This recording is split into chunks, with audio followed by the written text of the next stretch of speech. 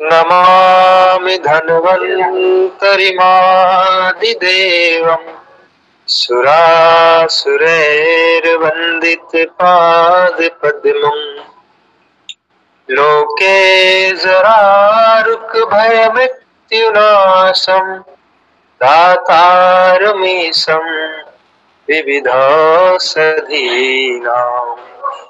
शङ्खं चक्रं जलौकाम् ददत् मृत्युघटं चारुदोर्भिश्चतुर्भिः सूक्ष्मस्वच्छादिदया सुखपरिबिलसन्मालिलं भोजनेत्रम् कालाम्बोदोज्ज्वलाङ्गम् कटितटविलसच्चारुपीताम्बराढ्यम् वन्दे धन्वन्तरिं तं निखिलगदभन प्रौढ़दावाग्निलीलम्।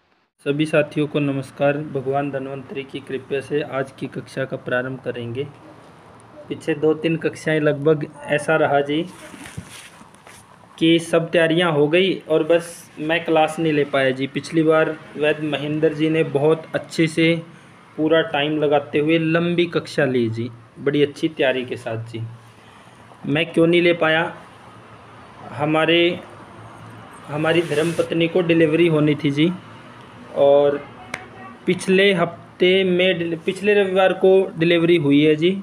नॉर्मल डिलीवरी के द्वारा लक्ष्मी हमारे घर पैदा हुई है जी, और उससे पिछले रविवार को हम चेकअप के लिए गए थे, तब डिलीवरी नहीं हुई थी। इसलिए पिछले 2 रविवार को जो हमने कक्षाएं लेनी थी वहाँ मैं उपस्थित नहीं हो सका जी। तो अब हम रेगुलर इस कक्षा को जारी रखेंगे जी, बिना किसी रोक टोक के जी। आज भारतीय नववर्ष जी, जो वास्तव में नववर्ष है, जिसके बारे में शेषन जी और श्री कृष्ण जी ने डिटेल में जानकारी दी। एक नववर्ष को लोग 1 जनवरी के दिन भी मनाते हैं, एक ये नववर्ष भी है। ये नववर्ष है जो वो वास्तव में नववर्ष है जी, क्योंकि यहाँ पे बच्चों की क्लास बदलती है, फसल बदलती है, यहाँ पे सीजन बदलता है। 1 जनवरी को तो क्या है जी, वही कड़ाके की ठंड 31 दिसंबर को है, वही 1 जनवरी को है जी। वही क्लास बच्चों की 31 दिसंबर को है, वही 1 जनवरी को है। ना फसल बदली, ना मौसम बदला, ना सीजन बदली, ना कक्षाएं बदली, कुछ भी बदलाव वहाँ नहीं हुआ जी। तो वो हमारा नववर्ष नहीं है जी। वास्तविक नववर्ष प्रकृति के अनुसार नववर्ष। और हमारी जो शादी हुई थी वो भी जी 6 अप्रैल 2019 को भारतीय नववर्ष के दिन ही हुई थी। पहला नवरात्रा था जी उस दिन। आज हमारी शादी को 6 साल हो गए हैं जी। तो आज बहुत बहुत बधाई हो आपकी जीवन शक्ति और आपके लंबी आयु और लंबे सफर तक आप इसी प्रकार से मिलनसार रहते हुए आप चलें। और सालगिरह की आपको हार्दिक शुभकामनाएं दादा साहब, और आपकी बेटी की भी हार्दिक शुभकामनाएं और नववर्ष की भी शुभकामनाएं, क्योंकि आपके तो 3-4 सिस्टम नववर्ष में आ गए। बहुत अच्छी बात है, बहुत बहुत बधाई। धन्यवाद वैद्य शेषन जी।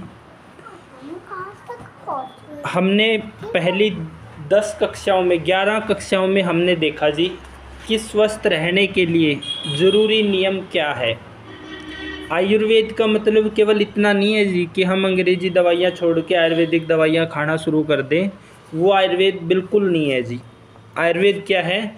आयुर्वेद आपको एक आदर्श जीवन शैली सिखाता है जी, कि हमारी आदर्श जीवन शैली क्या हो, जिसमें हम हमेशा स्वस्थ रहें, बीमारियाँ आए ही ना, या आए भी ऋतु प्रभाव से तो कम से कम हो, और हल्का फुल्का ट्रीटमेंट से वो ठीक हो जाए जी। ग्रुप में एक फ़ोटो भेजा है जी, सभी साथी इसको ध्यान से देखेंगे। बहुत ही काम का टॉपिक आज पढ़ने जा रहे हैं। पहली जो 11 कक्षाएं थी उसमें हमने देखा कि एक व्यक्ति ने अगर स्वस्थ रहना है तो क्या क्या ज़रूरी नियम उसके लिए है। कोई बीमार है तो वो पहले 11 नियम जब तक वो पालन नहीं करेगा तो वो बिल्कुल भी ठीक नहीं हो पाएगा जी, किसी भी वैद्य या चिकित्सक से जी, या चिकित्सा से जी। आज हम बात करेंगे बीमारियों के ऊपर जी। और बीमारियां, कितनी बीमारियां, बहुत सारी बीमारियां जी। तो ग्रुप में फ़ोटो भेजा और इस फ़ोटो में लगभग 20, 30, 50 आज के टाइम की जो बीमारियां हैं 90% लोगों को, या ऐसे बोलें 95% लोगों को इनमें से कोई ना कोई, किसी को छोटे रूप में है और किसी को बड़े रूप में है जी। तो आज एक पूरी बीमारियों की लिस्ट है और ये बीमारियां बनती कैसे है और क्यों बनती है, किन परिस्थितियों में और किन लोगों को बनती है, और इससे बचा कैसे जा सकता है कि ये इतनी सारी जो बीमारियों का नाम पढ़ेंगे ये हो ही ना किसी को भी, तो बचा कैसे जा सकता है इससे। और कोई बीमारी हो गई है तो वो हुई क्यों है, जब तक उसका हमें पता नहीं होगा तो हम बीमारी को ठीक नहीं कर पाएंगे जी। तो कोई भी एक साथी जो ग्रुप में टॉपिक भेजा है, बड़ी मधुर सी आवाज़ में जोड़ते हुए फ्लो में पढ़ दो जी। कोई भी एक साथी कोई भी एक साथी पढ़ दो जी, जिसके मन में ये दर्द हो कि इतनी सारी बीमारियां क्यों जी, और ये बीमारियां ठीक कैसे होगी, और इन बीमारियों का समाधान क्या है जी। कोई भी एक साथी पढ़ दो जी।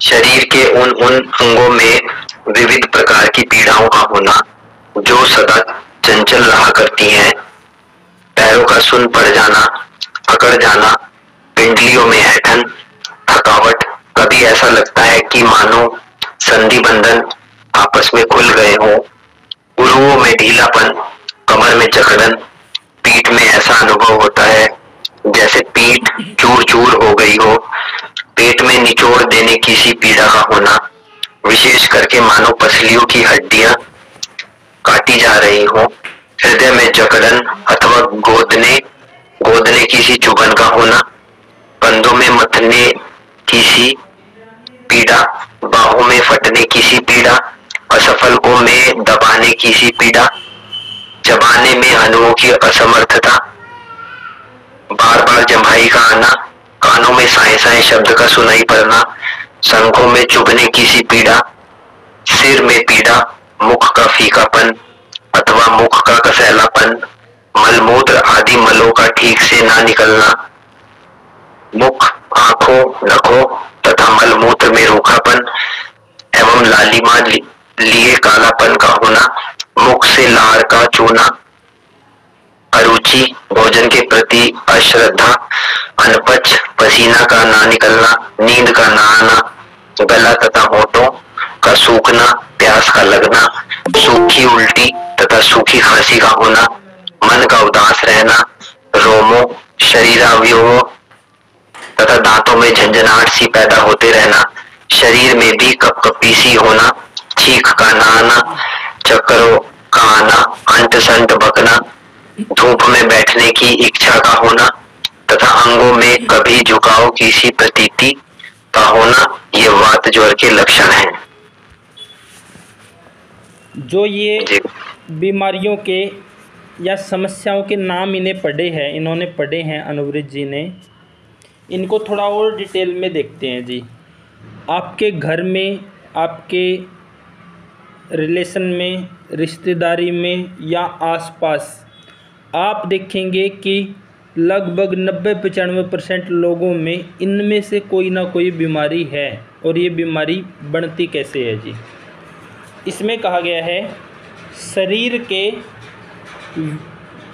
शरीर के अंगों में अनेक प्रकार की पीड़ाओं का होना। पीड़ाओं का मतलब दर्द का होना। किसी को पिंडलियों में दर्द है, किसी को घुटनों में दर्द है, किसी को कमर में दर्द है, किसी को कंधे में दर्द है, किसी को सिर में दर्द है, किसी को हार्ट में दर्द है। शरीर के किसी भी हिस्से में दर्द होना। किसी को सर्वाइकल का दर्द है। शरीर के अंगों में अनेक प्रकार की पीड़ाओं यानी दर्द का होना, और वो दर्द ऐसा है जो सदा चंचल रहता है। चंचल मतलब कभी वो तेज हो गया, कभी वो धीमा हो गया, कभी वो थोड़ा आगे सरक गया, कभी वो पीछे आ गया जी। मतलब वो एक समान नहीं बना रहता। किसी भी व्यक्ति को किसी भी हिस्से में किसी भी प्रकार का दर्द होना, तो ये दर्द क्यों बनता है, इसको हम डिस्कस करेंगे। आगे है कि पैरों का सुन्न हो जाना, अकड़ जाना। पैर सुन्न हो जाना, अकड़ जाना, उसमें दर्द होना। पिंडलियों में ऐंठन होना, दर्द होना, थकावट बनना। ऐसा लगता है कि संधि बंधन यानी कि शरीर के जो जोड़ हैं वो खुल गए हों। कोई आपके घर में, परिवार में, रिश्तेदारी में, आसपास कोई रोगी ऐसा हो सकता है जो 10 साल से सर्वाइकल की दवाई खा रहा हो जी। कोई हो सकता है 2-3 साल से माइग्रेन की दवाई खा रहा हो। कोई हो सकता है 5-7 साल से हार्ट की दवाई खा रहा हो, उसको हार्ट में दर्द होता है। कोई कमर की दर्द की दवाई खा रहा होगा जी। तो ये सब दर्द क्यों बढ़ते हैं, क्यों, हम अंत में जानेंगे जी। तो ये सब दर्द बढ़ना क्या है जी, और क्यों बढ़ते हैं, और इनसे बचा कैसे जा सकता है, और इनकी चिकित्सा कैसे होगी जी। तो किसी को भी शरीर के किसी भी हिस्से में दर्द होना और दर्द चंचल होना, या कोई रोगी ऐसा हो सकता है जिसका पैर सुन्न हो रहा है, अकड़ गया है, या कोई महिला, कोई गृहिणी ऐसी हो सकती है जो बोलती है पिंडलियों में बिल्कुल ऐंठन है, पूरे शरीर में थकावट है, शाम तक तो शरीर ऐसा हो जाता है शरीर में जान ही नहीं है। कोई रोगी ऐसा हो सकता है जिसके संधि बंधन यानी सारे जोड़ खुल गए हो, ऐसा महसूस कर रहा है। उरुओं में ढीलापन, कंधों में ढीलापन होना जी, कमर जकड़ जाना, ये सब लक्षण क्यों बनते हैं। पीठ में ऐसा अनुभव होता है जैसे पीठ चूर चूर हो गई हो जी। पेट में इस प्रकार का दर्द बनता है जैसे कोई पेट को निचोड़ रहा हो जी। विशेषकर मानो पसलियों की हड्डियां काटी जा रही हो, पसलियों में इस प्रकार का तेज दर्द होना जी। हृदय में जकड़न होना, हृदय बिल्कुल जकड़ गया हो जी, रुक गया हो एकदम, जिसको बोलते हैं हार्ट फेल होना जी।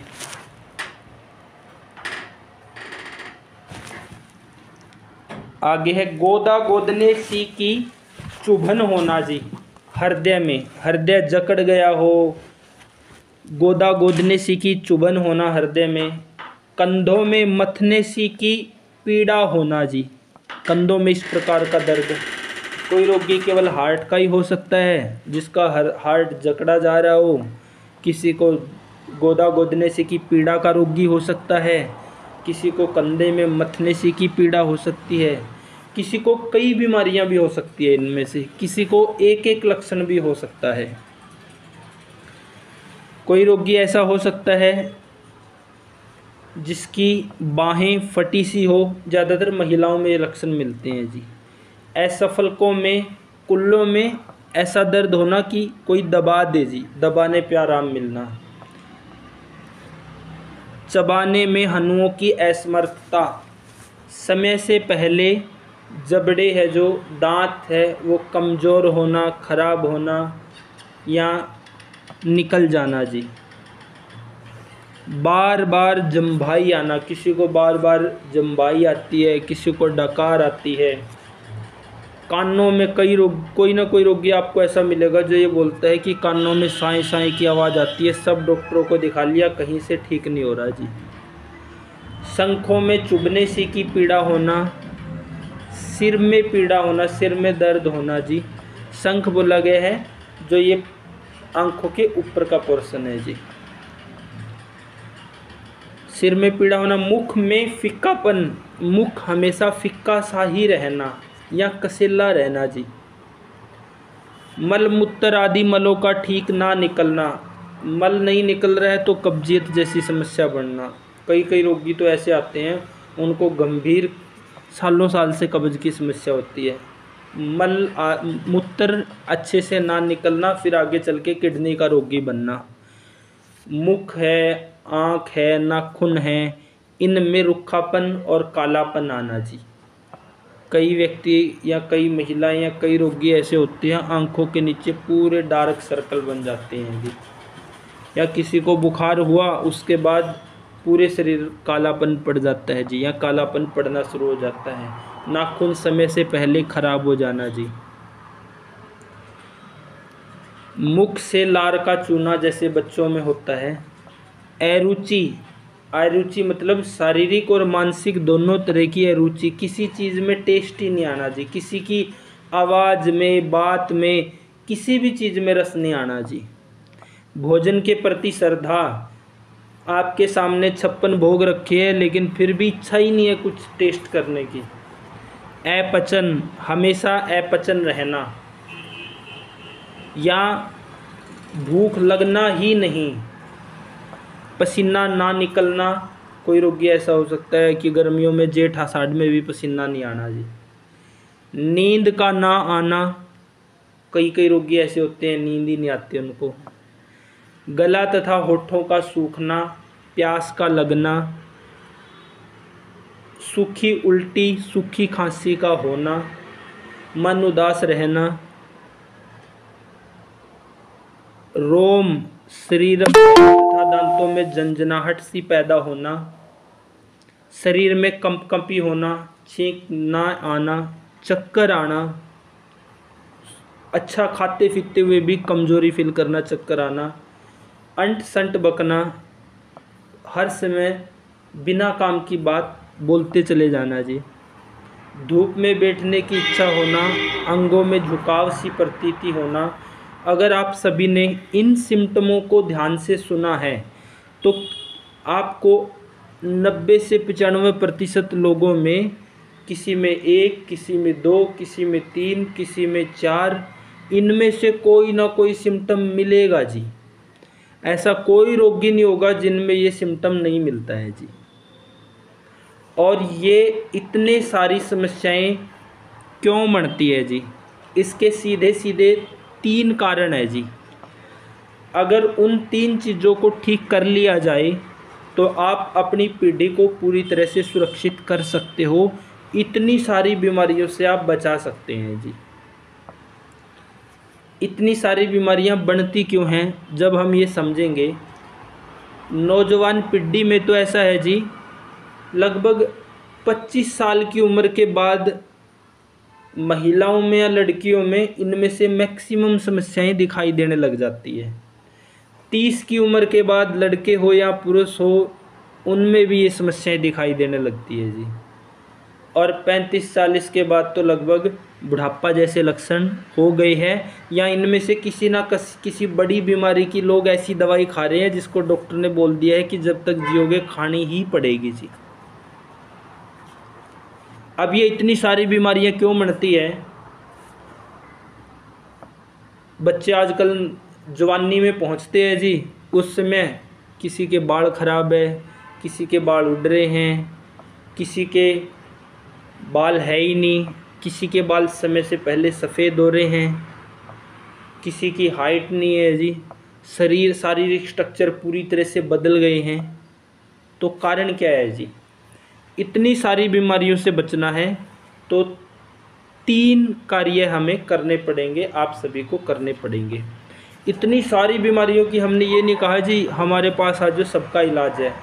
हम बात कर रहे हैं कि पहले हम जीना सीखें जी, जीना। इनसे बचना कैसे है जी, और ये आती क्यों है बीमारियां? पहले तो जो 11 नियम हमने पढ़े हैं, अगर उन 11 नियमों का हम अच्छे से पालन करेंगे तो ये बीमारियां हम सबको या हमारी पीढ़ी में नहीं आएगी जी। दूसरा, हमारे देश में 6 ऋतुएं हैं जी, आगे पढ़ेंगे उनके बारे में। हर 2 महीने पे मौसम बदलाव होता है। हर 2 महीने में जो हमारी भूख है, पाचन है, उसकी स्थिति बदलती है। हर 2 महीने के अनुसार खाने पीने में बदलाव करना अनिवार्य है जी। जैसे जैविक किसान मंजीत जी इस क्लास को लगाने से पहले शायद 12 महीने तिल का तेल खा रहे थे जी, तो वो बहुत ही खतरनाक स्थिति थी जी। फिर हमने पढ़ा कि हर महीने या सीजन के हिसाब से, ऋतु के हिसाब से कौन सा तेल लेना जी। तो एक तो 10-11 नियम जो हमने पढ़े उनका पालन करना है। कुछ लोग बोलते हैं वो तो कड़े परहेज है जी, परहेज नहीं है, वो केवल आदत बनानी है जी।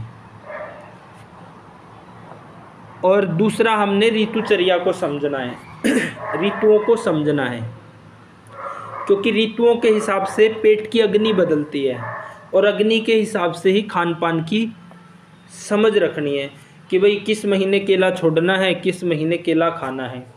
आप सब एक चीज़ नोट करते होंगे कि कोई भी मेहमान, खासकर अपने हरियाणा, पंजाब, उत्तर प्रदेश, इधर घर में कोई भी मेहमान आता है, मामा है, फूफा है, कोई भी रिश्तेदार है, तो खासकर केले ज़रूर लेके आता है जी। और 12 महीने के 12 महीने अगर कोई रिश्तेदार आता है तो केले ज़रूर लेके आता है। लेकिन केले खाने का जो सबसे बेस्ट टाइम है वो है जी जेठ आषाढ़ का महीना और सितंबर अक्टूबर का महीना जी। केवल 4 महीने केले खाने का जी। इसके अलावा भले ही मेहमान अपने घर में केला लेके आ गया हो तो केला खाने का टाइम ही नहीं है जी। क्यों? क्योंकि केला क्या है, ठंडा है जी। केला क्या है, भारी है जी। केला क्या है, चिकना है जी। अब जेठ आषाढ़ में भरे जोहड़ और तालाब भी सूख जाते हैं। जेठ आषाढ़ में भयंकर धूप होती है और लू चलती है जी। तो यहाँ तो शरीर में पहले ही वो है, रुक्ष गुण आ जाता है, लघु गुण आ जाता है, मतलब खुश्की आ जाती है। तो केला क्या है, चिकना है जी, उसको दूर करेगा। जो ड्राइनेस, खुश्की, हल्कापन इस समय ऋतु में शरीर में आ जाता है उसको दूर करेगा। इस समय भयंकर गर्मी पड़ती है तो केला ठंडा है, वो उसमें काम करेगा। और इसी तरह का मौसम होता है सितंबर अक्टूबर के महीने में। आयुर्वेद के अनुसार शरद ऋतु बोलते हैं उसको, वो पित्त प्रकोप का टाइम है जी। शरद ऋतु मतलब सर्दियाँ नहीं आई है, उसका नाम शरद ऋतु है। सर्दियाँ आने से पहले के 2 महीने जी। उसके अलावा बीच में बारिश आती है। बारिश में अग्नि अस्थिर रहती है जी, पेट की अग्नि। अस्थिर मतलब विषम, यानी कि आप देखते हैं उस समय मौसम ही विषम रहता है। कभी बादल छा गए हैं, कभी अचानक धूप निकल आई है, धूप में कभी बारिश हो गई है, तो पूरी विषमता है वहाँ मौसम में। तो जैसा मौसम में विषमता है, ऐसा ही फिर जब सूरज की अग्नि ही स्थिर नहीं है तो हमारे पेट की अग्नि भी स्थिर नहीं है जी। तो वर्षा ऋतु में केला नहीं खाना है। यहाँ एक एग्जाम्पल अभी हमने केवल इसलिए लिया है कि हम थोड़ा ऋतुओं को समझ सके जी। जेठ आषाढ़ के महीने में, जिसको ग्रीष्म ऋतु बोलते हैं, केला बेस्ट है। वर्षा ऋतु में नहीं खाना है, अग्नि कमज़ोर रहती है, अग्नि में विषमता है, वातावरण में भी विषमता है जी। फिर आगे बारिश के बाद के 2 महीने आते हैं, वहाँ पित्त प्रकोप का टाइम है, केला ठंडा है, वहाँ फिर से ले सकते हैं। और फिर आगे ठंड के 6 महीने आते हैं, इनमें केला बिल्कुल नहीं लेना है जी, क्योंकि केला ठंडा है जी, उस समय ठंड में नहीं लेना है जी। और अभी जो ये 2 महीने जा रहे हैं, वसंत ऋतु के पीछे गए हैं, अभी लगभग 15 दिन और बचे हैं 18 अप्रैल तक, तो यहाँ भी केला नहीं लेना है जी, क्योंकि इस समय कफ प्रकोप का टाइम है। तो ऐसा नहीं है कि 12 महीने में एक ही तरह का खाते रहें। हर 2 महीने के हिसाब से यहाँ ऋतु बदलती है, तो अग्नि का बल भी बदलता है। तो खान पान क्या रखें, बस इसकी जानकारी अगर हमें है, उसको हम इम्प्लीमेंट कर रहे हैं, तो हम हमेशा स्वस्थ रहेंगे, बीमार नहीं होंगे जी। तो ये जो इतनी सारी बीमारियां हमने पढ़ी है, इनको अगर हमने आने ही नहीं देना है और आ भी गई है, तो डॉक्टरी इलाज से पहले, वैद्य के इलाज से पहले हमने क्या समझना है और क्या करना है जी। तो पहला 10-11 नियम जो हमने पढ़े, उसका पालन करना है, उसको इम्प्लीमेंट करना है। दूसरा, ऋतु की समझ होनी चाहिए, जिसको हम आगे आने वाली कक्षाओं में पढ़ेंगे। तीसरा जो 2 सप्ताह पहले 9 मार्च को हमने क्लास ली थी, जो हमारी 12वीं क्लास थी, सभी वीडियो वो खुली है, आप सभी साथी सुनेंगे, उसको दोबारा से ग्रुप में शेयर कर देंगे, प्लेलिस्ट भी उनकी बनी हुई है जी। तो हमने वहाँ बुखार के बारे में पढ़ा था जी। बुखार के बारे में हमने ये पढ़ा था, वहाँ बुखार का पर्याय देखा था हमने, बुखार के नाम क्या है। बुखार के बारे में कहा गया था कि जो बुखार है वो यमराज है जी, साक्षात यमराज। बुखार मृत्यु का कारण हो सकता है जी। बुखार सभी रोगों में प्रमुख है जी। बुखार सभी रोगों में प्रमुख है, इसलिए उसको समझना ज़रूरी है। अगर उसकी ढंग से चिकित्सा नहीं करी तो वो पाप के समान है, वो मृत्यु का कारण बन सकता है, वो हमारे शरीर में ओज का नाश कर सकता है, वो साक्षात यमराज है अगर उसको सही से नहीं समझा तो हमने समझा था कि बुखार में क्या करना है जी। बुखार की 3 कैटेगरी हमने समझी थी जी। अगर आप अपने घर में जी केवल बुखार की सही चिकित्सा करना सीख जाएं, आज तक ये 9 मार्च से पहले आप लोगों ने बुखार के बारे में इतना कुछ सुना नहीं होगा। बुखार आज के टाइम तक सब लोगों का बुखार दबाया जाता है जी, और जब बुखार को दबाया जाता है तो ये जितने लक्षण हमने पढ़े हैं तो ये बढ़ने ही बढ़ने हैं जी। अब बच्चा पैदा हुआ, पैदा होते ही कोई 5-6 दिन या हफ्ता 10 दिन या महीने तक उसको बुखार आ जाता है। क्या करेंगे, धड़ल्ले से उसको वहीं पैरासीटामोल पिलाना शुरू कर देते हैं जी, लिक्विड फॉर्म में। जैसे जैसे बढ़ता है, अगर बुखार को हमने दबाया तो ये सभी बीमारियां बढ़नी ही बढ़नी है जी, उम्र कम होनी ही होनी है। जवानी का टाइम है जी, वहाँ इलाज क्या ढूंढता है आज का नौजवान कि मेरे बाल नहीं है, मेरे बाल सफ़ेद है, बाल झड़ रहे हैं, बाल पक रहे हैं, हाइट अच्छी नहीं है, मसल गेन नहीं हो रहे हैं। तो जितना जिसका भी बुखार दबा रहेगा उस जन्म से लेके जवानी तक, तो जवानी में ये सारे सिम्टम मैक्सिमम आएंगे और वो किसी भी चिकित्सा से ठीक नहीं होंगे, केवल काम चल सकता है जी। और वो लक्षण ही ना आए तो हमने क्या करना है, बुखार की चिकित्सा को समझना है जी। अगर आप बुखार की चिकित्सा को समझेंगे तो जितनी ये समस्याएं पड़ी है, जवानी की समस्याएं, क्या बुढ़ापे तक भी ये समस्याएं नहीं आएगी।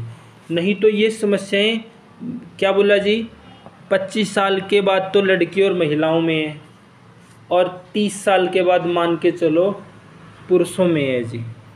इनमें से मैक्सिमम समस्याएं जी। अब आपके बच्चे के बाल सफ़ेद ना हो, बाल ना झड़े, बाल ना पके, और जो इतनी सारी समस्याएं पड़ी है वो उनमें से कोई भी ना आए, कब तक, कम से कम 70 साल तक ना आए, तो आपने क्या करना है, 11 नियमों का अच्छे से पालन करना है, ऋतुचर्या की समझ रखनी है और बुखार की चिकित्सा अच्छे से करनी है।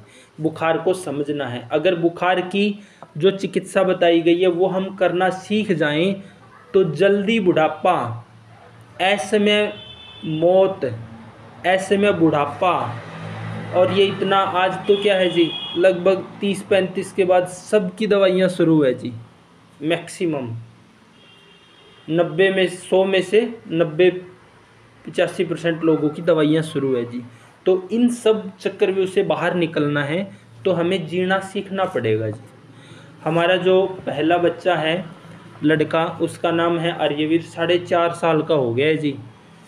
हमने बुखार में क्या दिया जी उसको, जब पहला बुखार आया उस समय से लेके महासुदर्शन काढ़ा दिया जी। और जितने लोगों की भी हमने आयुर्वेद के अनुसार 9 महीने प्रेगनेंसी करवाई, जहाँ कोई एलोपैथी दवाई नहीं, कोई टीका नहीं किसी तरह का, और फिर डिलीवरी के बाद भी किसी तरह का कोई टीका नहीं। तो उन बच्चों में जी शुरू से ही अगर कभी बुखार आया तो महासुदर्शन काढ़ा, उनको ऐसा हुआ जी कि महासुदर्शन से काढ़ा से आगे जाने की कभी नौबत ही नहीं पड़ती। और जो मतलब बाहर से बच्चे आते हैं उनको महासुदर्शन के अलावा 5 साल तक कम से कम एक बाल चतुर्भद्री का सिरप आता है, बस ये 2 दवाइयाँ, और 5 साल तक लगभग हर तरह का बुखार ठीक हो जाता है जी। बुखार में करना क्या है, पिछली कक्षा में हमने समझा था कि केवल 3 काम करने हैं बुखार में। रोटी नहीं खानी है जी, दूध नहीं पीना है, और अंग्रेजी दवाई नहीं लेनी है जी। रोटी नहीं खानी है तो भूखे मर जाएंगे, नहीं मरेंगे जी। उसकी जगह बोला था कि पतली सी दाल ले सकते हैं, आयुर्वेद में इसको यूस बोलते हैं जी। पतली सी दाल ले सकते हैं, केवल जितनी इच्छा है उतनी, ऐसा नहीं कि अब रोटी नहीं खा रहे हैं तो दाल बहुत ज़्यादा खा लें ना, जितनी केवल इच्छा है। और क्या ले सकते हैं, 3 फल बताए थे जी, अनार, अंगूर और मौसमी। इन 3 फलों को जवरनाशक कहा गया है, बुखार को ठीक करने वाला, और अग्नि प्रदीप्त करने वाला कहा गया है, यानी पेट की अग्नि को अच्छा करेंगे जी। तो इच्छा होने पे मूंग की दाल, अनार, अंगूर, मौसमी, इनमें से केवल उतना ही लेना है जितनी इच्छा है। अगर नहीं है तो चलेगा, जितनी इच्छा है उतना ही लेना है। ऐसा नहीं करना कि बस अब पेट भर के अनार ही खाना शुरू कर दें, ये ध्यान रखना है जी। अगर हम ऐसा करते हैं कि बुखार में रोटी बंद कर देते हैं, दूध बंद कर देते हैं, और अंग्रेजी दवाइयाँ बंद कर देते हैं, इच्छा होने पे दाल, अनार, अंगूर, मौसमी, इसमें से कुछ भी इच्छा होने पे ले सकते हैं, नहीं लेंगे तो भी चलेगा। और महासुदर्शन काढ़ा 15 ml दिन में 4 बार लेना है, 45 ml पानी मिला के। तो 90% जो बुखार है वो पहला दिन ही ठीक हो जाएंगे जी। जो 5% बुखार थोड़े लंबे होंगे जी, वो दूसरे या तीसरे दिन तक ठीक हो जाएंगे। केवल 5-1% बुखार बचेगा, जो डेंगू है या फिर बिगड़ा हुआ बुखार, टाइफाइड, मलेरिया, इस तरह की जो स्थिति है, वो 5-1% बुखार में फिर हमने इससे आगे जाना पड़ेगा 2 दवाइयों की तरफ ही। और बच्चों में तो जी शुरू से आदत डाल लें, शुरू से जी। एक बार की बात है जी, हमारा लड़का चला गया अपने नाना की मामा के घर जी, वहाँ हो गया बुखार, और इसकी नानी खिलाने लगी जी रोटी। ये बोला जी मैं रोटी नहीं खाऊंगा, मैं केवल दाल पीऊँगा, बुखार में केवल दाल पीते हैं, मेरे पापा ने ये बताया, और हम बुखार में रोटी नहीं खाते। और उम्र थी जी 3 साल। तो शुरू से ही आदत डाली, एक दिन भी परेशानी नहीं आई। और अब बुखार की चिकित्सा तो बिल्कुल 4-4.5 साल का है, टिप्स पे है जी। कोई भी शॉप पे आता है तो ये बड़े आराम से उसको बता देता है बुखार में क्या नहीं खाना है, क्या लेना है, कौन सी दवाई लेनी है जी। अगर हम बुखार की ऐसे चिकित्सा कर रहे हैं तो इतने सारी बीमारियों से हम बचे रहेंगे जी। अगर हम बुखार को समझ ही नहीं पा रहे हैं, बुखार है क्या, अपने समाज में तो क्या है जी, बस बुखार आया तो शाम तक ठीक होना चाहिए, फिर वहाँ पैरासीटामोल, केरोसिन, इंजेक्शन, बड़ा बुखार है तो एडमिट करा के वहाँ ग्लूकोज वगैरह, और चिकित्सा क्या है, पहले कुछ खाओ फिर दवाई लो जी। तो इस तरीके से जब बुखार की चिकित्सा करते हैं तो बुखार दबता है जी। और अंत में यहाँ लाइन आई है ना, ये सभी लक्षण वातज जवर के होते हैं जी। अगर बुखार को दबाया गया तो वो बुखार आगे शरीर में धातुओं में, और फिर एक तरह से वो हड्डियों में चला जाता है जी। और वो बुखार फिर ये सारी बीमारियां पैदा करेगा जी। किसी को ये समस्या 15 साल की उम्र में शुरू हो जाएगी, किसी को कुछ लक्षण 20 साल में शुरू हो जाएंगे, किसी को 25 साल में। और महिलाओं का और स्त्रियों का तो आप देखेंगे थोड़ा बारीकी से, 25 साल के बाद बीमारियों का पूरा बाढ़ है जी महिलाओं में। पुरुषों में थोड़ा सा 30 साल के बाद बाढ़ है जी। तो इनमें से किसी को कोई लक्षण 15 पे आ रहे हैं, किसी को 20 पे, किसी को 25 पे, किसी को 30 पे, और 40 के बाद तो इन्हीं बीमारियों की ऐसी दवाइयाँ चल रही है। गठिया है किसी को तो डॉक्टर ने सीधा बोल दिया कि आखिरी दिन तक खानी पड़ेगी। अब वो दूसरे डॉक्टर के पास जाएगा, वो भी यही बोलेगा। एलोपैथी का तो सिद्धांत ही ये है जी। तो इतनी सारी बीमारियों से बचना है तो 3 काम आपने करने हैं। अपने आप को बचाना है, अपनी पीढ़ी को बचाना है। तो पहले 11-12 नियम जो हमने पढ़े थे उनको अपने जीवन में अप्लाई कर लो जी। ऋतुओं की आगे पढ़ेंगे, समझ ले लेना जी। और बुखार की चिकित्सा समझ लो जी, बुखार होता क्या है जी। इसके ऊपर हमारी टीम ने एक किताब बनाई है जी कि व्यक्ति बुखार से नहीं इलाज से मरता है जी। उसमें बहुत ही सरल भाषा में डिटेल में समझाया गया है बुखार क्या है, क्यों आता है, क्या क्या करना है, जो मैं ये बातें आपको बता रहा हूँ। और पूरी पूरी डिटेल में चिकित्सा उसमें बताई गई है। तो उस किताब बनाने का पीछे का उद्देश्य यही था कि समाज में ये जानकारी जाए कि बुखार को समझना ज़रूरी है, बुखार दबाना नहीं है जी। अगर बुखार को हम समझेंगे तो हम इतनी बीमारियों से बच सकते हैं, बड़ी बीमारियों से बच सकते हैं, ऐसी बीमारियों से बच सकते हैं जिनमें आखिरी दिन तक दवा खानी पड़ती है जी। तो आखिरी दिन तक दवा खाने से बचना है, बड़ी बीमारियों से बचना है। अपनी पीढ़ी में आगे ऐसे लक्षण पैदा ना हो कि जवानी के टाइम पे वो समस्याओं से जूझ रहा हो, ऐसी स्थिति ना पैदा हो। तो 11 नियम उनका पालन, ऋतुचर्या की समझ और बुखार को समझना और उसकी सही चिकित्सा शुरू कर दें तो हमारे जीवन में असली जीने का आनंद आएगा जी। बीमार व्यक्ति क्या आनंद लेगा जी जीने का, वो 56 तरह की टेंशन में रहेगा जी। तो आज का टॉपिक ये है। अब किसी का कोई सवाल हो तो वैद्य महेंद्र जी और वैद्य शेषन जी सवाल ले सकते हैं जी।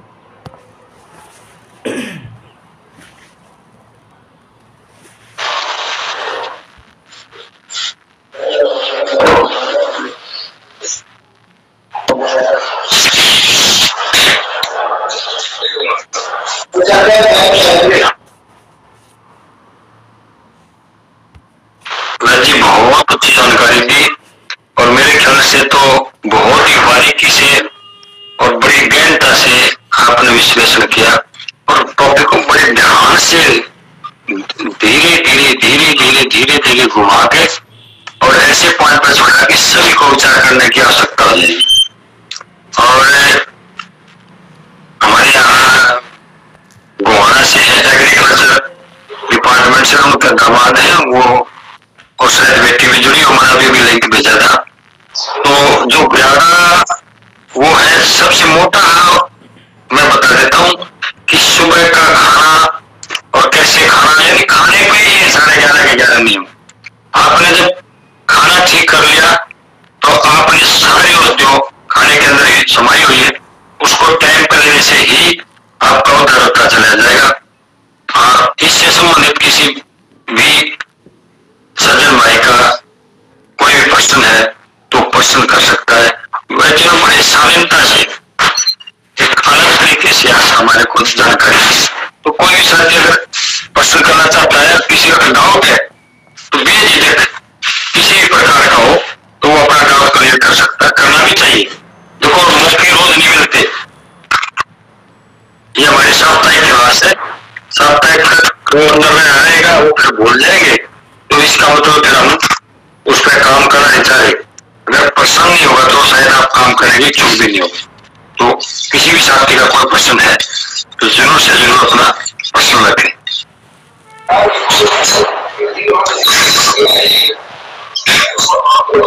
नमस्कार जी बैठ जी,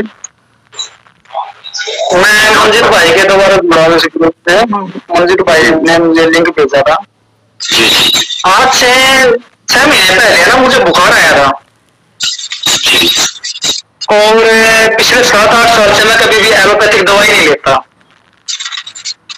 जैसे मुझे कभी कभार बुखार आता था, मैं नारियल पानी ले लेता था, मौसमी का जूस ले लेता था, फल फ्रूट ले लेता था, मैं रोटी वोटी बंद कर देता था, जो पका हुआ खाना सारा बंद कर देता था।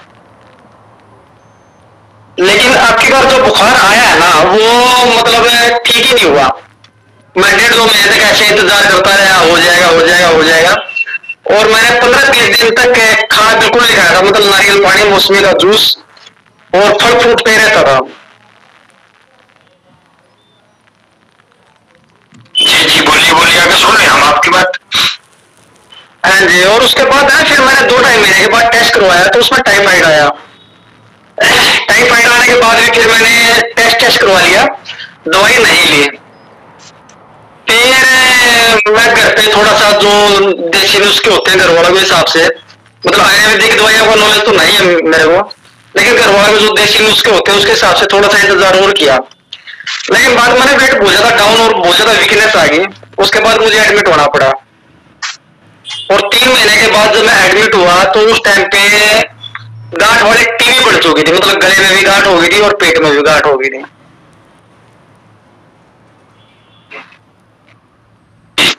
मतलब इतना लंबा बुखार क्यों चला हुआ, मैं थोड़ा सा ये जानना चाह रहा था। जी आपकी आयु जान सकते हैं हम? 43 साल। 43 साल। आपका कार्य कार्य कार्य मैं होटल लाइन से हूँ। होटल लाइन से जॉब करता हूँ। हाँ जी। MBA वगैरह कर रखा है क्या? होटल मैनेजमेंट का कोर्स कर रखा है? होटल मैनेजमेंट कर रखा है मैंने तो। दिल्ली पोस्टिंग आपकी? हाँ मेरे गुड़गांव है जी। गुड़गांव।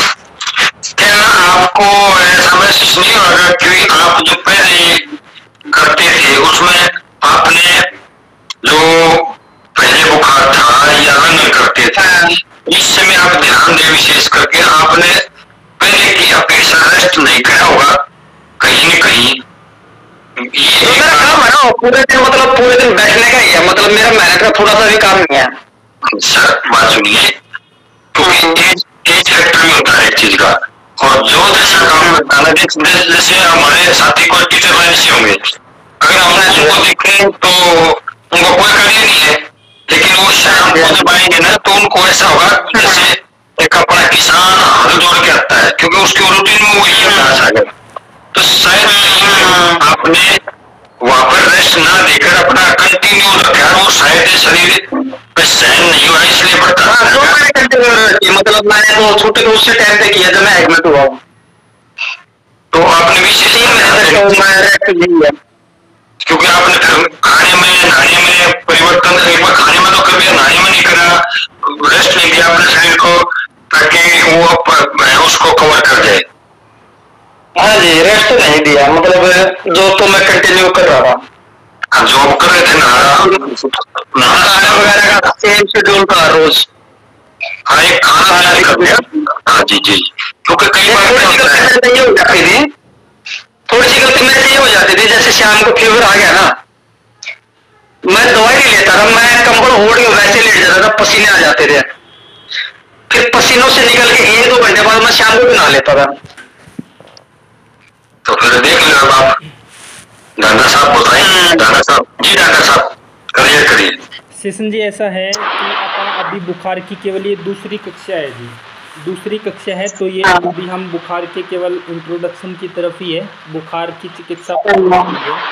इसमें ऐसा है जी, बुखार का लाइन ऑफ ट्रीटमेंट है वो ये है जी कि पहले 2 दिन हमने रोटी बिल्कुल नहीं लेनी है, दूध बिल्कुल नहीं लेना है, अंग्रेजी दवाई बिल्कुल नहीं लेनी है, तो महासुदर्शन काढ़ा लेना है जी। 2 दिन के बाद भी अगर बुखार रहता है, तीसरे दिन से या चौथे दिन से, फिर में कहा गया है कि 2 दिन अगर आपने पूरा लंघन किया है तो 2 एक तरह से पकने की अवस्था में आ जाते हैं। फिर अगली कक्षाओं में पढ़ेंगे, फिर आयुर्वेद में कषाय दिया जाता है जी 2 दिन 3 दिन के बाद, जैसे जैसे थोड़ी बहुत इच्छा होने लगे तो कषाय क्या करते हैं, वो पके हुए और अपक्व सब दोषों को पूरी तरह से बाहर निकाल देता है जी। अब आपने बुखार के बारे में केवल पता था कि रोटी ना खाओ, दूध ना पियो, लेकिन पूरी चिकित्सा तो नहीं पता थी आपको बुखार की, इसलिए मुझे सिर्फ इतना ही पता था, मतलब मैं जो वीडियो वगैरह आ जाती है उसी में से देख के थोड़ा सा वो कर रहा था। हाँ, तो बुखार की प्रॉपर नॉलेज तो नहीं था मेरे को। बिल्कुल आपको नहीं थी, आपने केवल इतना ही पता था कि लंघन कर लो, रोटी ना खाओ, दूध ना पियो। लेकिन अभी केवल कक्षाएं में अपना इंट्रोडक्शन ही हुआ है जी, अभी हम केवल बुखार के महत्व को समझ रहे हैं। और आरंभ में हम रोटी नहीं खानी है, पहले 2 दिनों में दूध नहीं पीना है, महासुदर्शन काढ़ा लेना है। अगर 2 दिन में भी बुखार ठीक नहीं हो रहा है तो फिर आगे क्या करना है अगली कक्षाओं में हम समझेंगे जी। तो आप इसलिए पता थी आपको बुखार की। अभी ना फिर मेरे को ना मतलब जैसे मेरी टीवी की तो दवाई चल रही है, अभी 10-12 दिन की है, वो कंप्लीट हो जाएंगे। लेकिन पिछले 1 महीने से मुझे थोड़ी सी है ना मतलब जैसे जीने में से चल रहा हूँ तो थोड़ी सी ना मतलब सांस चढ़ने शुरू हो गए थे। और अभी 1 महीने के बाद तो ऐसा हाल हो गया था कि मैं बेड से उठ के बाथरूम में जाने की दिक्कत हो गई थी मुझे 5-7 दिन पहले। फिर मैं दोबारा डॉक्टर के पास गया, उसने दवाइयां वगैरह दी, निमोलाइजर दिया, मतलब अब तो बिल्कुल ठीक हो गया। ये भी दिक्कत आ गई थी मुझे अभी। बुखार की जब हम पूरी चिकित्सा नहीं करेंगे जी, पूरी मतलब जैसे हमने देखा पहले मटन रोटी बंद कर दो, दूध बंद कर दो, महासुदर्शन काढ़ा ले लो, उसके बाद भी 2 दिन 3 दिन के बाद भी बुखार है तो फिर शास्त्र बोलते हैं कि अब दोष पकने की अवस्था में आ जाते हैं। आगे पढ़ेंगे, फिर कसाई रस देते हैं जी, वो क्या है वो भी पढ़ेंगे आने वाली कक्षाओं में। तो फिर कसाई रस पूरे से पकव अपकव दोषों को बाहर निकाल के शुद्धि कर देता है। अगर शुद्धि नहीं होती और बुखार अंदर ही रह जाता है तो फिर वो धातुओं में चला जाता है, उसको बोलते हैं टाइफाइड जी। धातुओं में चला जाना, पेट से निकल के धातुओं में चला जाना जी। अब बुखार धातुओं में चला गया, पूरी चिकित्सा नहीं हो रही है, लंबा चल गया है, तो फिर वो किसी भी व्याधि को जन्म दे सकता है, जैसे आपके साथ समस्या बनेगी। हाँ जी, हाँ जी, हाँ। तो अभी मुझे कुछ दवाई लेनी चाहिए, मतलब जैसे मेरे साथ अभी इतना जो कुछ हुआ है। अभी आपको ये बोलेंगे, आप अगली रेगुलर हर एक सप्ताह पे जो हमारी कक्षा होती है, अगली 5-7 कक्षाएं आप सुनेंगे तो आप पूरा समझ जाएंगे आपको क्या करना चाहिए जी। ठीक है जी। अभी जैसे महासुदर्शन काढ़ा वगैरह है, अभी लेना चाहिए या नहीं लेना चाहिए मुझे? देखो अभी जो हम से पढ़ रहे हैं इसमें यहाँ पे फिर वही इलाज वाली बात आ जाएगी। अभी हम केवल ये कोशिश कर रहे हैं कि आप लोगों को सही जो जानकारी है वो दी जाए, केवल इलाज नहीं, केवल सही जानकारी। अगर ज़्यादा डिटेल में पढ़ना है, जानना है, अभी अगले 2, 4, 5, 10 दिनों में ही पूरा जो हम लगभग अगले कुछ महीनों में पढ़ेंगे, तो उसके लिए आप हमारी पत्रिका ले सकते हैं जी। उसमें बहुत डिटेल में 20 रुपये केवल सहयोग राशि है, बिल्कुल डिटेल में जी। बुखार की संक्षेप में अगर चिकित्सा बताएं तो होती कैसे है, जो पत्रिका में बताई गई है शुरू से आरंभ तक। तो इसमें कहा गया है जी, जैसे ही बुखार हो, पहला लक्षण महसूस हो तो तुरंत उपवास कर दे। पहला नियम ये है। उपवास के दौरान आपने दाल का सूप लेना है, महासुदर्शन काढ़ा लेना है, अग्नि की इच्छा के अनुसार अनार, अंगूर, मौसमी, इनमें से कोई भी जवारनाशक फल ले सकते हैं। जब आपकी भूख उतरने लगेगी तो फिर वैद्यकीय परामर्श से आपने बुखार को ठीक करने वाली मुख्य औषधियाँ, जड़ से बाहर निकालने वाली जो कसाई रस है, उनका सेवन करना है। अब बुखार पूरी तरह से ठीक हो चुका होगा। और ज़्यादा डिटेल में जानकारी लेनी है, किसी को वात का बुखार आया है, लंबा चला है तो खुश्की बनी है तो कुछ दिन मालिश करवा लो। पित्त का बुखार आया है, चला है, अंदर गर्मी के लक्षण है तो उसको मालिश करके विरेचन दे दो। कफ का बुखार आया है, लंबा चला है तो उसको मालिश करके घृतपान करा के वमन कर दो। तो ये बुखार की पूर्ण चिकित्सा हुई, जिसको हम आने वाली कक्षाओं में पढ़ेंगे जी। ये जो पूर्ण चिकित्सा है ये इस पत्रिका में भी है जी। व्यक्ति बुखार से नहीं, इलाज से मरता है। ये पत्रिका मिल गई। इसके लिए आप हमारे व्यक्तिगत नंबर पे संपर्क कर सकते हैं जी। या आप कहाँ से हैं, किसी वैद्य के पास होगी तो बता देंगे जी। मेरा गांव मंजीत भाई के बिल्कुल पास में ही है। ये मंजीत जी जो अपना जो खेती करते हैं, मंजीत मलिक साहब, उनके साथ में जुड़े हुए हैं। मंजीत जी एक बार तो जो पिछली वीडियो वो डालो सारी, ठीक है, और फिर वैद्य का एड्रेस हम इस पे ग्रुप में डाल देंगे। उस पे आप कोरियर वो पैसे है ना वो डाल दियो, वो आ जाएगी। तो पहले आप एक बार वीडियो सुनो जी।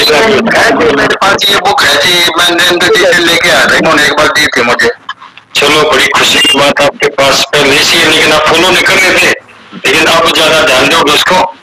ये कई बार मैंने निकाल के रख लीजिए, 2 किताब लाया था इनके पास से, मैं दोनों के दोनों मेरे पास है। हाँ जी, आपके साथी है, साथी तरफ नहीं है। गाँव से ये अच्छा मलिक साहब। हाँ जी जी मलिक साहब, मुझे दिक्कत हुई है, वजन थोड़ा सा कम हो गया 7-8 किलो।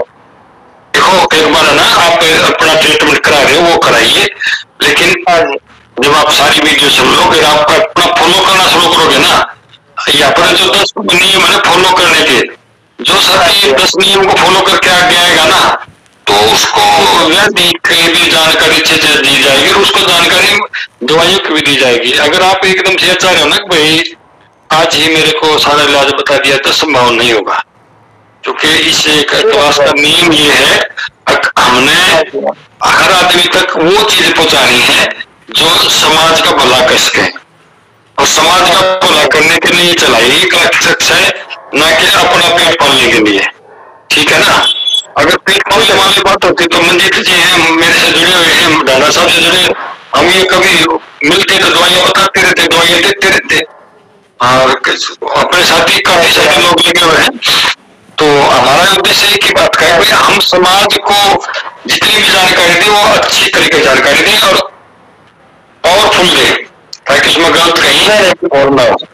तो अब कृपया करके वो इनसे वीडियो लो, मंजिल जी आपके पास होंगी, और वो बुक है तो आप उसकी पीडीएफ बना के डाल दो, या फिर इस साथी को अपने दुकान पे, हाँ आपका तो इधर आना जाना है, ठीक है ना, बोल ले। ठीक है, और किसी साथी का कोई प्रश्न हो तो आपका तो बहुत बहुत धन्यवाद मलिक साहब जी, बहुत बहुत धन्यवाद जी। जी नमस्कार। जी बोलिए। आज मैं मंजीत ने जोड़ा हूँ जी, आज पहली मीटिंग है जी मेरी, बहुत अच्छी, मैंने सुना है सारा ये सब का आपका, तो बहुत बहुत धन्यवाद मंजीत जी, वैद जी, आपका सभी का, साथियों का। और मैं गुड़गांव रहता हूँ जी, मैं तो बीमार बहुत रहता हूँ जी, लेकिन ठीक अच्छा लगा आपका सुन के, और रेगुलर आपके टच में रहूंगा जी। बहुत बहुत धन्यवाद जी। चलो जी, आप आए, आपका बहुत बहुत धन्यवाद। और मंजीत जी ने प्रयास कराया, क्योंकि कुछ साथी जैसे आप लोग थे और जॉब के कारण मंजीत जी ने एक रिक्वेस्ट डाली जी, अगर 8 बजे का हो जाए तो हमने बच्चों से रिक्वेस्ट डाली जी आप 8 बजे क्लास शुरू करो, ताकि ड्यूटी पे आने वाले भी साथी इसका लाभ ले सके। और नरेंद्र जी आपका बहुत बहुत धन्यवाद, आप आए और आप समाज में कुछ करोगे, अपने परिवार में भी करोगे। धन्यवाद जी।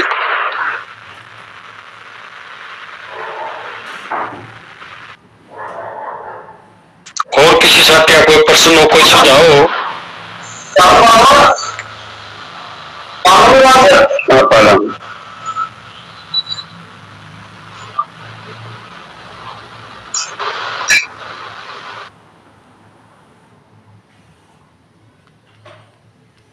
और कोई साथी में सुझाव देना चाहता हो, कोई प्रश्न हो, कोई आप आज की क्लास से रिलेटेड या पीछे जो साथी जुड़े हुए थे उनसे रिलेटेड कोई बात हो तो प्रश्न कर सकते हैं, खूब आराम से कर सकते हैं।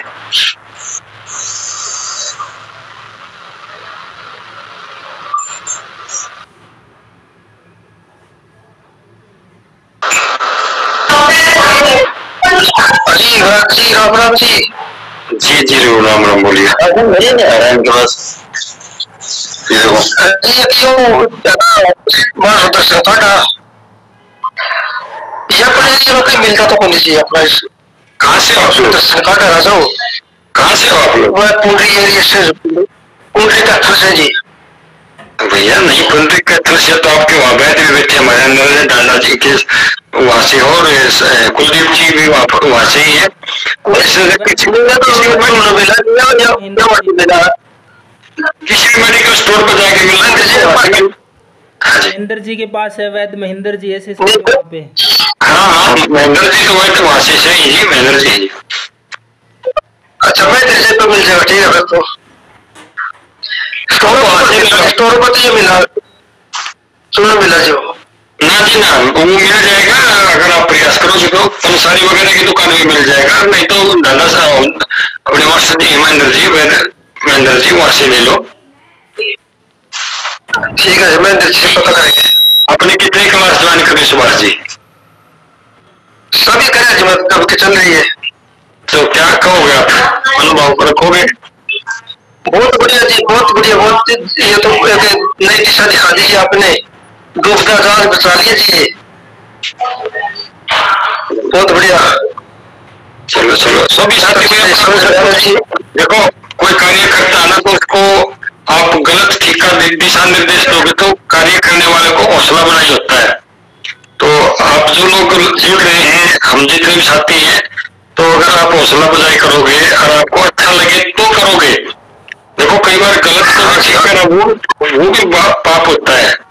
अगर आपको फायदा हो रहा है बताना भी चाहिए ताकि एक दूसरे से बेनिफिट हो सके।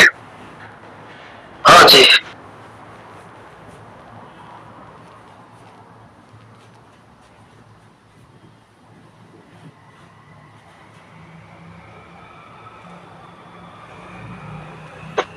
श्री कृष्ण खासा जी, क्या बोलोगे कुछ?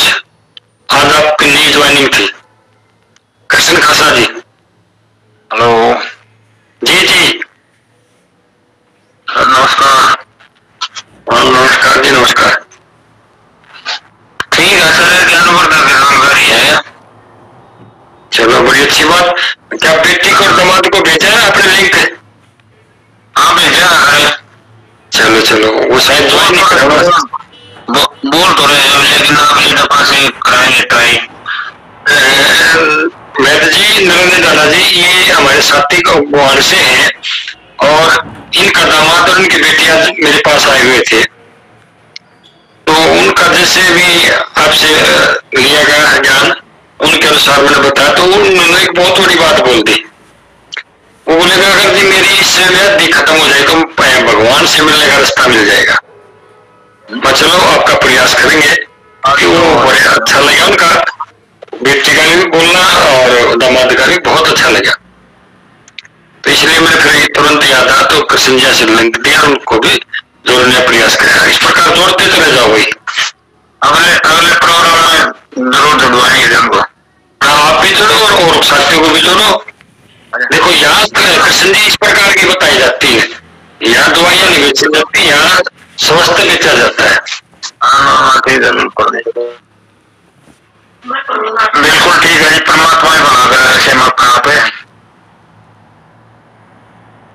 चलो ठीक है जी। तो किसी साथी का और प्रश्न हो तो भाई? हमें मतलब पूछना था, पता नहीं क्या नहीं, दवाइयां उपलब्ध करवा दे अभी उपलब्ध जी। नमस्कार जी। हाँ जी, नमस्ते मैडम जी, नमस्ते। ठीक हो? हाँ जी, दया जी। मैं ऐसे पूछ रही थी, मैं दवाई तो कभी लेती नहीं, गोली कोई बुखार हो जाए कुछ हो जाए, मैं कोई गोली लेती 1 साल से। हाँ हाँ, बोलिए, सुनेंगे आपकी, सुनेंगे जी। हाँ, तो मेरे जगह एक आधी बार कई बार नींद नहीं आती। चलो, मैं आपको 11 वीडियो का लिंक भेज दूंगा खासा साहब के नंबर पे। पहले तो वो सुनो आप, और फिर अगले 1-2 क्लास में आप आओगे तो शायद किसी को ना बताना पड़े। अपने आप तो टीचर लाइन से हो, एक तो जो आप ये फॉलो कर रहे हो ना बात, ये काम करते हैं वैसे ही करते हैं जो आप बता रहे हो। चलो, बड़ी अच्छी बात है जी। हाँ। बढ़िया, बधाई के पात्र हो आप। जो आप बोल रहे हो ना, जैसे ये खाना चाहिए ये खाना चाहिए, हम ऐसे ही खाते हैं। जैसे बुखार हो जाए तो सारा तो नहीं, थोड़ा बहुत जैसे अंगूर है, अनार है ये। चलो, आप बधाई के पात्र हो जी। मैडम जी, आपका ना अब मैं जो क्लासे हैं वो लिंक भेज दूंगा, बाकी पिछली ऑडियो सुनियो। और आप जैसे जैसे जुड़ोगे ना, देखो एकदम बताने से मेरे ख्याल से वो आनंद नहीं आएगा, और जो आप धीरे धीरे सीख पाओगे ना तो आपका एक सफल इलाज हो जाएगा। अच्छा ठीक है, मैं सुन रही थी अभी, मैं भी अटेंड कर रही थी। आप दोनों बैठे थे, देखा था मैंने, आपको भी देखा था। हाँ, दोनों बैठे थे, मैं देख रही थी। आपका वीडियो चालू था ना, इसलिए देख लिया था। आपका वीडियो चालू था। चलो ठीक है जी, धन्यवाद आपका, आप जुड़े, बहुत बहुत धन्यवाद आपका। जी दाना साहब। वैद्य अनुवृत जी, अपना ही विचार रखो वैद्य अनुवृत जी।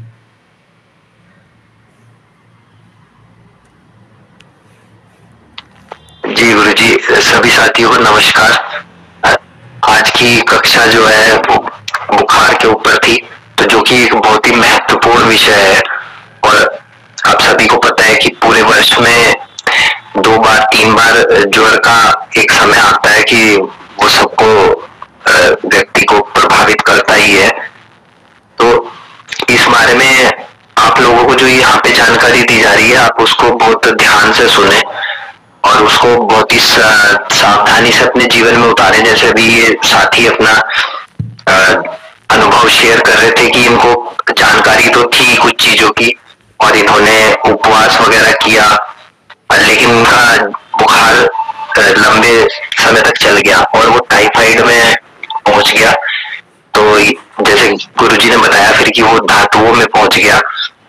तो अब आप यहाँ पे ये ध्यान दीजिएगा कि अगर कोई साथी 1 या 2 क्लास सुन के ही या कहीं और से वीडियो से जानकारी लेके या व्हाट्सएप से कुछ जानकारी उसको है और उसको फॉलो कर रहा है और उसको रिजल्ट नहीं मिल रहे हैं या उसकी तबीयत ठीक नहीं हो रही है, तो फिर वो किसी साथी से योग्य वैद्य से जुड़ के अपनी स्थिति का जरूर परीक्षण कराए और खुद से ही इस तरीके से ना करे। नहीं तो जैसे इनको नुकसान उठाना पड़ रहा है, इनका वेट लॉस हो गया है, तो इस तरीके की स्थिति से आगे स्थिति गंभीर भी हो सकती है और फिर उसको नियंत्रण में लाने में समय लगेगा।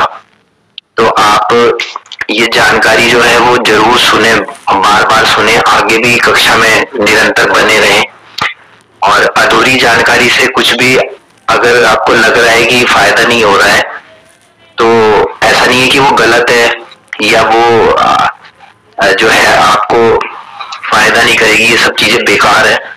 एक पूरा सिस्टम जब खराब होता है तो उसको खराब होने में भी टाइम लगता है और ठीक होने के लिए भी एक सही तरीके से पूरा हमें चलने की जरूरत होती है। तो इसमें पूरी जानकारी होनी जरूरी है, तो तभी आप इस तरीके से ठीक हो पाएंगे। और जो हम लोगों ने पहले ही कक्षाओं में जो नियम पढ़े हैं उनका भी बहुत एक महत्व है शरीर को अच्छा बनाने में, क्योंकि अगर आपका शरीर पूरी तरीके से अच्छा नहीं है, आपकी धातुएं टॉपअप नहीं है, आपके शरीर में उतना आप क्वालिटी नहीं है, आपके भोजन में क्वालिटी नहीं है, समय पे नहीं कर रहे हैं भोजन, आपका जो पात्र है, हमने ये सब जानकारियां पिछली कक्षाओं में पढ़ी है, सुनी है, तो फिर आपको जो है समस्या ज्यादा महसूस होगी और एक समय पे लगेगा कि शायद ये 2 दिन करके 3 दिन करके लोग फिर भाग जाते हैं उसको छोड़ के अधूरे में, लेकिन ऐसा नहीं है। जब आप पूरी जानकारी आपके पास आ जाएगी तो आप सही समय पे सही चीज लेना शुरू कर देंगे। जैसे औषधि का नाम भी यहाँ पे बताया, महासुदर्शन काढ़ा आप पहले से घर में रखें आज से ही अपने, तो जैसे ही ऐसी कोई परिस्थिति आए तो आप अपना उपवास शुरू करें, महासुदर्शन काढ़ा लें। उसके बाद भी अगर आपको कहीं कोई गंभीर स्थिति लग रही है तो जितने भी वैद्यगण यहाँ पे हैं तो आप उनसे संपर्क करें और किसी भी चीज में कोई रिस्क खुद से ना लें किसी भी परिस्थिति में। तो इस तरीके से आप जब आपको समझ जाएंगे चीजों को तो एक तो आप सही मायने में अपने आप को स्वस्थ करेंगे। नहीं तो होता क्या है कि आधे अधूरे ज्ञान से या फिर दूसरी जो चिकित्सा पद्धति से आप अपने आप को ठीक करते हैं, तो वो ठीक करना नहीं है, वो उन चीजों को दबा के अपने शरीर में फिर आगे के लिए चल देना है और उन्हीं से गंभीर व्याधियां बनती हैं। तो आगे जैसे कक्षा निरंतर बढ़ेगी और जानकारियां मिलेंगी तो आपको पता चलेगा। जो आप एक सूची आज आपको कुछ रोगों की बताई गई, तो इस और किस तरीके के रोग होते हैं जो यहीं से बनते हैं। इससे पहले जो बुखार की कक्षा में आपको बताया गया था कि जो ज्वर है, जो बुखार है, वो मृत्यु का पर्याय है, साक्षात यमराज के जैसा है।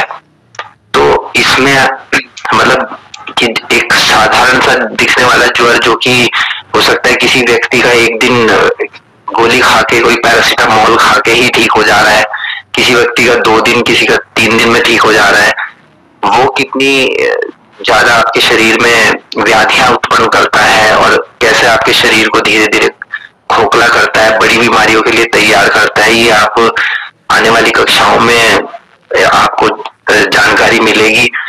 तो उसको आप रेगुलरली सुने और जो बातें यहाँ पे बताई जा रही है उनको ध्यान पूर्वक अपने जीवन में उतारे, तभी आप पूरी तरीके से जो है शरीर को स्वस्थ रख पाएंगे। और पुराने समय में आप जो गलतियां करते आ रहे हैं और उनकी वजह से जो शरीर में कुछ कमजोरी है या शरीर में क्वालिटी नहीं है और कोई बीमारियां हैं, तो वो भी धीरे धीरे धीरे रिवर्स होना शुरू हो जाएंगी जैसे जैसे आप सही नियमों का पालन करेंगे। और इसी तरीके से हम लोग आगे बढ़ेंगे तो जो है हम अपना भी भला करेंगे, अपने परिवार का भी भला करेंगे और पूरे समाज का भी भला करेंगे। और यही मेरे ख्याल से जो है हमें अपने समाज के लिए भी एक देन होगी, अपनी आने वाली पीढ़ियों के लिए होगी। और इसी के साथ हिंदू नववर्ष की सब शुभकामनाएं देते हुए मैं अपने शब्दों को विराम देता हूँ। नमस्कार।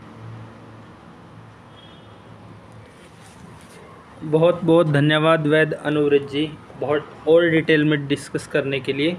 देखो मेन बात जो वैद्य अनुव्रत जी ने बोली, जो इन्होंने अपना केस साझा किया था कि भाई आपको ये तो पता था रोटी नहीं खानी है, दूध नहीं पीना, इतना तो कर लिया, लेकिन पूर्ण इलाज का नहीं पता था जी।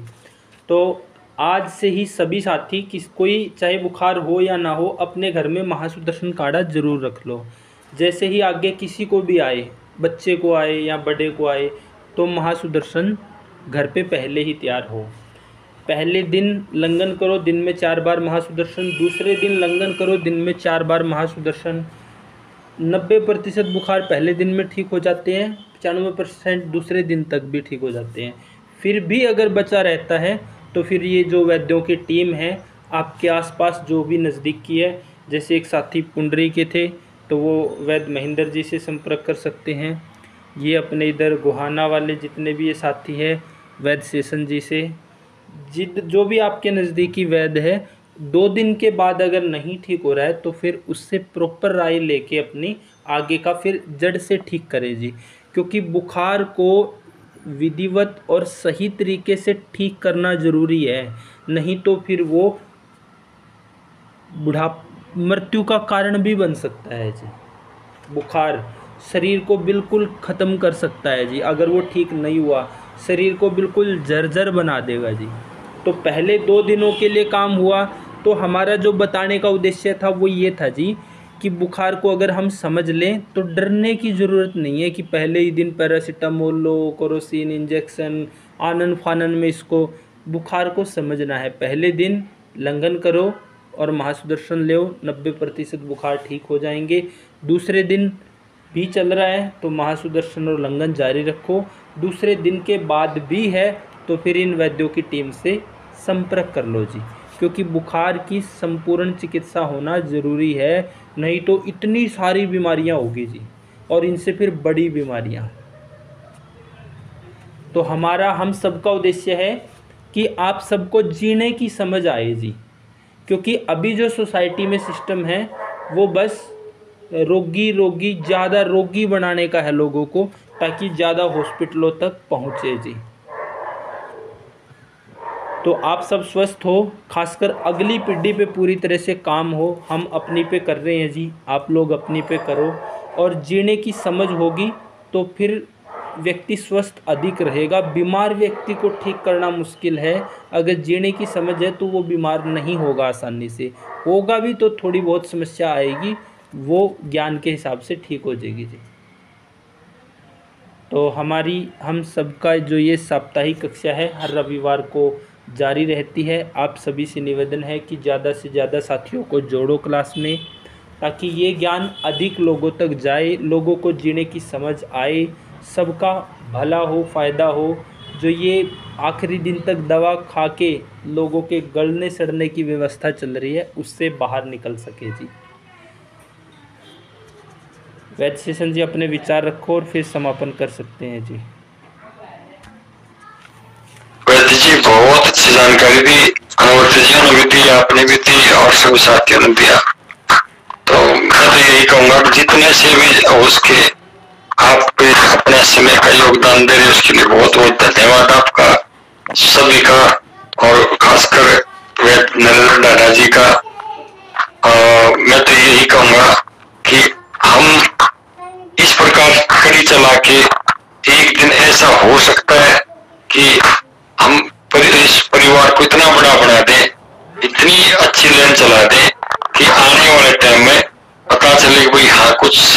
इस समाज के अंदर है, ताकि और एक अनुरोध भी करता हूँ कि इस ग्रुप में ना सर्व और सर्व ना कम से कम पोस्ट डाले। बहुत ही ज्यादा इंपॉर्टेंट समझ लिया किसी पोस्ट को तो वो भी समाज से संबंधित डाले। ये कई बार मंजित जी बड़े दुखी हो जाते हैं क्योंकि हमारे एडमिन है और ये कुछ देखते हैं तो फिर उन्होंने डिलीट करना पड़े। तो इस सभी साथियों से अनुरोध है, देखो किसी चीज का महत्व होना चाहिए। कोई बैंक में जाना है तो पैसे लेने जाना है, दारू की दुकान में जाना है दारू की दुकान पे दारू लेने जाना है, वैसे क्या करने जाना है। तो ये एक अपना जो है हमारा लिंक है, ये ग्रुप है, देख सकते हैं लोगों का ग्रुप है, समाज का उत्थान और अपना उत्थान के लिए ग्रुप बनाया है। इसमें इस प्रकार की पोस्ट ना डाले ताकि बुरा ना लगे और हमको उसके हमारे से बड़ा है और छोटा है तो हमने वहां से आपको कुछ कहना ना पड़े, ऐसा मौका ना दे। अगर कोई साथी दे रहा है तो हम सब का दायित्व बनता है उसको बताया जाए, पर्सनल फोन से बताया जाए। अगर नहीं मान रहा तो देखो भैया हाथ जोड़ के विनती है, फिर उसको हम ग्रुप से बाहर करने की फुल अनुमति है श्री मंजित मलिक को, वो किसी भी टाइम किसी को भी बाहर कर सकता है। तो आपसे अनुरोध है कि आप इस प्रकार का कोई भी मैसेज ना डालें ताकि ग्रुप में डिस्टर्ब हो, क्योंकि देखने वाला संडे को देखेगा ना उसको पता है भैया इस ग्रुप में कोई चीज आई है तो खास इंपॉर्टेंट चीज है जो समाज स्वास्थ्य के लिए लाभदायक है। तो इस प्रकार का भी हमें ध्यान रखना चाहिए।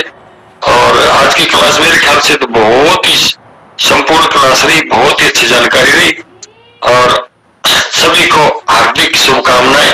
नववर्ष की प्रदीप जी का हैंडल हुआ था, अगर जी गलती से हुआ तो लगभग अगर कोई प्रश्न है तो आप अपना प्रश्न करें। प्रदीप की आईडी से कौन जुड़ा, शायद कोई मैम जुड़ती इस आईडी से। नमस्कार जी। जी नमस्कार जी। जी मैं पूछ रही थी अब नववर्ष चालू है जो के हिसाब से व्रत भी चालू है नवरात्रों के। हाँ बोलो बोलो। उसके बारे में कुछ बता, इसको डिटेल में क्या खाना चाहिए क्या नहीं खाना चाहिए आयुर्वेद के हिसाब से। व्रत किसी नहीं नवरात्रों के तो ठीक है। देखो अगर आपने स्वास्थ्य संबंधित करना है ना तो जानकारी दी जाएगी। उसके बारे में पूछना है। अगर मैं आप इसको उस मैं थोड़ी भाषा का थोड़ा देसी भाषा का उपयोग करूंगा, टीका टर्मनी वाला ने जो चिप्स खा लिया फलाना खा लिया वो कुछ फायदेमंद नहीं होगा। ये देखो एक बड़ा शांत माहौल होता है इस समय और यहाँ पर एक शरीर का शोधन करने की क्रिया होती है। ये नवरात्रि पूछना हाँ जी हाँ जी।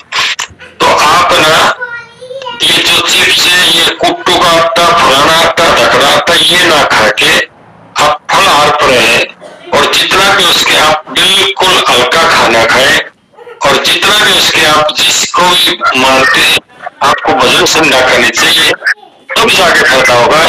ये नहीं कि आप पूरा दिन वर्क करें शाम को ज्यादा खा लिया या शाम को मेरी आपकी कोई घर में भाई माँ बेटे की बहन बहन की होगी तो गाली गलौज तो आपको मेरे ख्याल से कोई बेनिफिट होने वाला यहाँ है।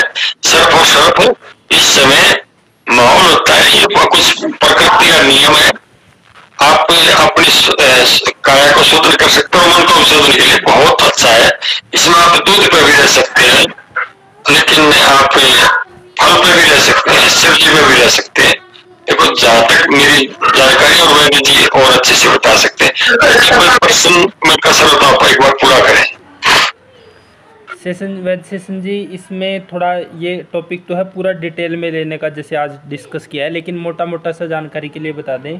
अभी ये जो नवरात्रि वाला टाइम है इस समय पे पहले तो व्रत किसको रखना चाहिए, क्या सबको ही रखना चाहिए जी? जो स्वस्थ व्यक्ति है केवल उसको व्रत रखना चाहिए जी। हम कई बार ऐसा देखते हैं कि जिनकी अग्नि पहले ही विषम है जी और वो व्रत रख ले तो वो महिलाएं आगे काफ़ी टाइम तक बीमार पड़ती है जी। तो व्रत उसी ने रखना है जो स्वस्थ है जी। और फिर व्रत में ये भी है कि पूरा दिन व्रत करके फिर एक दिन केला जैसी चीज़ें खा ली जाती है। ऋतु परिवर्तन भी हो रहा है, वसंत ऋतु अभी समाप्ति की तरफ है, तो ऐसा बिल्कुल नहीं लेना चाहिए। स्वस्थ व्यक्ति ने व्रत रखना है, स्वस्थ महिला ने, और लघु आहार, लघु फल लेने हैं जी, फल भी जो लघु है इस समय वो लेने हैं। बाकी और डिटेल में फिर इसके ऊपर एक दिन का टॉपिक ही रख लेंगे। वैद्य शेषन जी। जी हाँ, बस इसी प्रकार का था, आपने का जानकारी और ऐड कर दिया भाई, स्वस्थ आदमी के लिए है। और बिल्कुल हल्का आहार पे रहें जी, हल्के आहार पे रहें और उस परम पिता परमेश्वर की जितना भी उपासना करी जाए वो करते रहना चाहिए। यही मेरे ख्याल से इस समय का सबसे बेहतर हो रहेगा।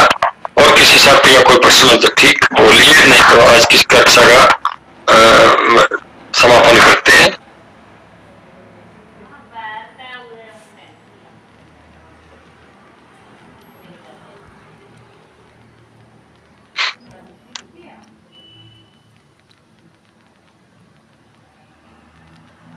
ठीक है वैद्य जी।